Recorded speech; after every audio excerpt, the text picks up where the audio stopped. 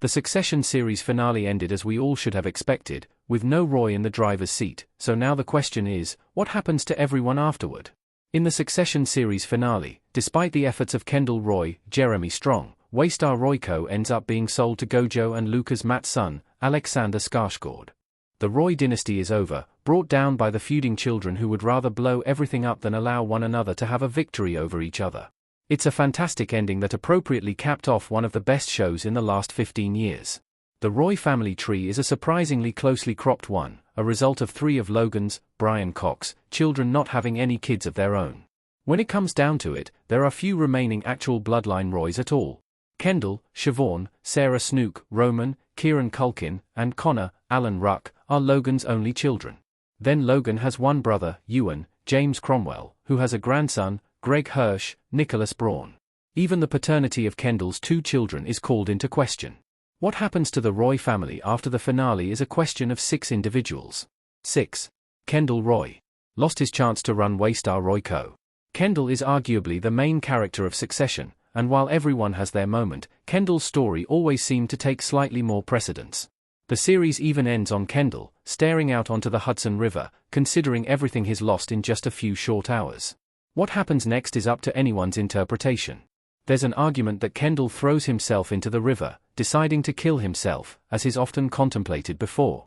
Strong even attempted to climb the railing and head towards the water in an improvised shot, via Variety. There's also the possibility that Kendall struggles forward, a shadow of who he once was.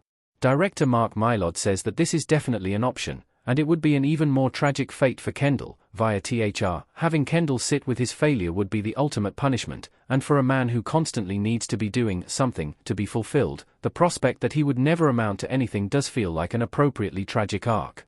I imagine Kendall does not kill himself, but leads an opulent, wealthy life that he finds unfulfilling and meaningless. 5. Siobhan, Shiv Roy. Stays married to Tom Wamsgans. Shiv, Sarah Snook, and Tom, Matthew McFadden, in a car in the Succession finale. At the end of Succession, Shiv can't overcome the disgust that comes with seeing one of her brothers on top, lording over her as they so often have, and she casts the vote that ends Kendall's dream of being CEO. Then she takes her place at Tom's, Matthew McFadden, side, once again putting herself under the thumb of another powerful, striving man. It's almost poetic that for all of Shiv's angling to be on top and take control of her life, she basically surrenders to Tom, someone she thinks she's too good for. Mylod thinks their marriage will survive, but with some caveats, but I do think there is a future for them, I'm just not sure how happy it is. Shiv's best hope for the future is to be a better version of Caroline Collingwood, Harriet Walter. I imagine she will likely divorce Tom in the future, probably after they have a few kids. While Tom seemed to have actually loved her, that link may have permanently ruptured, and there's no going back.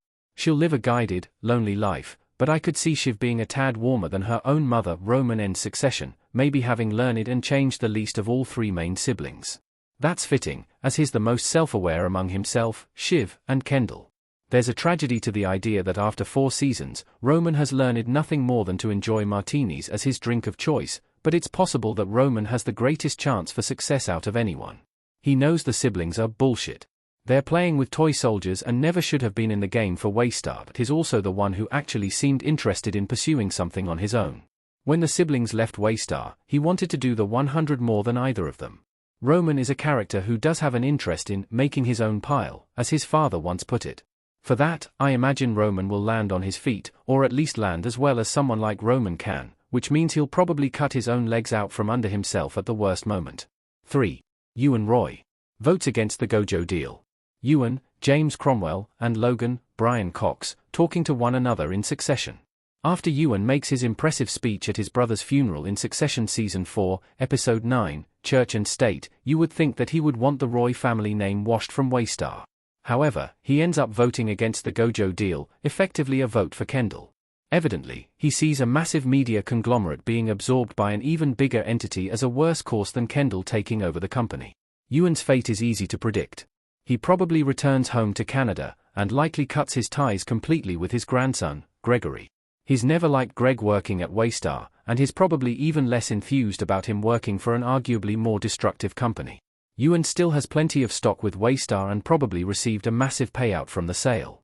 He's free to do what he wants with all that money, but if his old threats still stand, Ewan will probably donate it all to Greenpeace, Greg Hirsch. Saved by Tom Wamsgans. Greg Hirsch is the parasite of the Roy family who has been hanging on to power by his fingernails through all 4 seasons. Despite the abuse he receives, the congressional hearings he's put in front of, and the mistakes he's made, his craftiness, legitimate work ethic, and willingness to keep a low profile served him greatly. He nearly blew everything up in the finale, but Tom saves him in the final moments of the show. He's a pariah and a sneak, but at the end of the day, he's still Tom's friend. Greg tried to make a savvy move by taking out Tom, and as much as that made Tom angry, it's also what he's been teaching him all series long. These two are bonded by something more than work, and where Tom goes, Greg follows.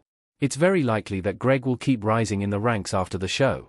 He knows where his bread is buttered now, and as much as Greg and Tom fight, insult, and betray one another, they are inseparable. 1. Connor Roy. Happily married to Willa and living in Logan's old apartment. Willa, Justine Lupe, and Connor, Alan Ruck, at their wedding in succession. Connor Roy may not be one of the top 3 Roy siblings, but the forgotten eldest boy has one of the most fascinating arcs in succession. More than even Roman, Connor knows who he is, as much as a Roy can. Connor ends succession married to Willa, Justine Lupe, and while there are still a lot of questions regarding that marriage, both parties seem to have come to an understanding with one another about what their love means.